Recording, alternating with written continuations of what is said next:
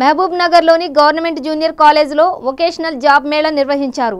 ఈ కార్యక్రమానికి మంత్రి శ్రీనివాస్ గౌడ్ ముఖ్య అతిథిగా హాజరై ఈ సందర్భంగా ఆయన మాట్లాడుతూ పేద విద్యార్థులకు పై చదువులు చదవలేనినటువంటి వారికి వృత్తి విద్యా కోర్సులు బాగా ఉపయోగపడతాయన్నారు। 2014 నుంచి 2018 వరకు చాలా మంది విద్యార్థులకు ఉపాధి కల్పించామన్నారు।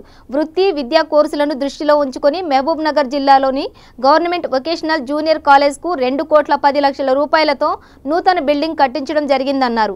ఈ కార్యక్రమంలో డిఐఈఓ వెంకయ్య నాయక్, నండూరి శ్రీనివాస్, గవర్నమెంట్ మరియు ప్రైవేట్ వొకేషనల్ జూనియర్ లెక్చరర్లు పాల్గొన్నారు। ఇక్కడ జాబ్ మేళా నిర్వహిస్తున్నాం।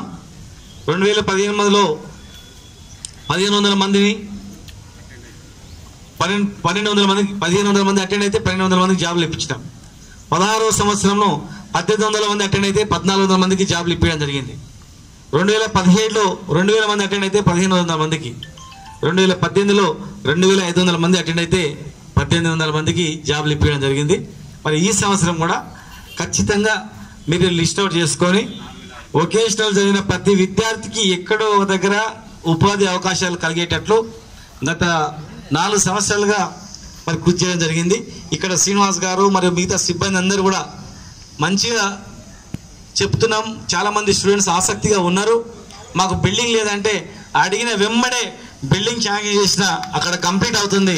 బ్రహ్మాండమైనటువంటి బిల్డింగ్, దాదాపు ఎంతది 2,20,00,000 రూపాయలు ఇమ్మీడియట్గా శాంక్షన్ చేసి బిల్డింగ్ కూడా కట్టిస్తున్నా, పర్మనెంట్ బిల్డింగ్ కూడా।